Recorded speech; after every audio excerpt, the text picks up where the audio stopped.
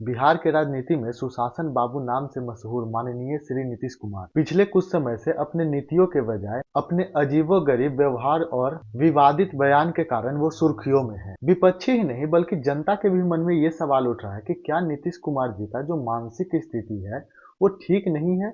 क्या वो मानसिक रूप से अभी स्वस्थ नहीं है? क्योंकि हाल ही के कुछ ऐसे घटना है जिन्होंने विवाद को जन्म दिया, जैसे दिसंबर के महीने में हिजाब वाला विवाद, अजीबोगरीब शारीरिक हाव भाव जैसे कि मंच पे मंत्री का पैर छू लेना या फिर अजीब तरीका से पकड़े रहना, विधानसभा के अंदर विवादित बयान देना और भूलने की भी समस्या उनके अंदर देखने को मिल रहा है कि अपने ही पार्टी के लोगों को वो नाम भूल रहे हैं। जनता को या फिर उनके पार्टी के जो सदस्य हैं उनको भी ऐसा लगता होगा कि ये सब जो हो रहा है ये नॉर्मल चीज नहीं है, क्योंकि ऐसा तब होता है जब बुढ़ापे के समय में दिमागी स्थिति जो होता है वो धीरे धीरे करके खराब होने लगता है। तो इसमें से जैसे कुछ बीमारी आते हैं जिसको बोलते हैं पार्किंसन डिजीज बोलते हैं, अल्जाइमर डिजीज बोलते हैं या फिर डिमेंशिया बोलते हैं। क्योंकि क्या होता है कि दिमाग के अंदर बहुत तरह के हिस्सा होता है जो आपको सोचने में, समझने में या फिर उसके बाद जो रिएक्ट करते हैं आप उसको करने में यो योगदान देता है। और जैसे जैसे आपका जो एज जो होता है ओल्ड एज की तरफ जाता है, बुढ़ापे की तरफ जाते हैं, तो हो सकता है कि कुछ ना कुछ कोई हिस्सा जो होता है उसमें खराबी आ जाता है, जिसके कारण से होता है आपके हाव भाव में गड़बड़ी हो जाता है, आपको बोलने की स्थिति में गड़बड़ी हो जाता है,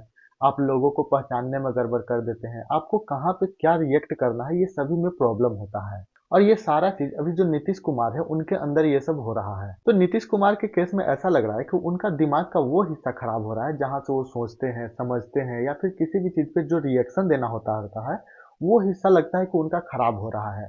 और उस हिस्सों को क्या बोलते हैं, फ्रंटल लोब कहते हैं। तो इसको अच्छे तरह से समझते हैं कि आखिर ये खराब कैसे होता है। इसमें जो पहला नंबर पे आता है इसको बोलते हैं कॉग्निटिव डिक्लाइन डिमेंशिया। इसमें क्या होता है कि अल्जाइमर डिजीज और डिमेंशिया जो कि भूलने का जो बीमारी होता है इसको बोलते हैं। इस कंडीशन में क्या होता है कि आपका सोचने का ताकत और इम्पल्सिव कंट्रोल, जैसे कि मान लीजिए कि आप हमको कुछ बोल रहे हैं तो हम अपने आप पे कंट्रोल किए हुए हैं, ये जो कंट्रोल होता है खो देता है। तो इसकी वजह से क्या होता है कि लोग अजीबोगरीब हरकत करते हैं। जो दूसरे नंबर पे होता है इसमें क्या होता है कि सेंसरी मोटर डिस्कनेक्ट। कहने का मतलब कि जैसे हम कोई चीज देख रहे हैं, कोई चीज देखने के बाद हमको रिएक्ट करना है, या फिर आप उधर से हमको मार रहे हैं तो हमको किस तरह से उसको डिफेंस करना है या फिर रोकना है, या फिर कोई हमसे झगड़ा करने की स्थिति में है या फिर कोई हमको कुछ बोल रहा है तो हमको उसको किस तरह से जवाब देता है।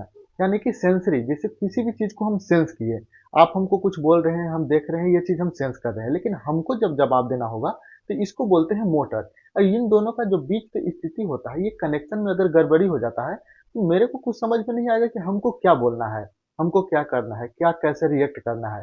तो ये चीज होता है इन दोनों में डिसबैलेंस होने के कारण, क्योंकि सेंस नहीं कर पाएंगे और मोटर जो होगा कुछ भी हम कर सकते हैं। पार्किंसन नाम का एक बीमारी होता है, तो इस बीमारी के अंदर ये चीज देखने को मिलता है। और जो तीसरे नंबर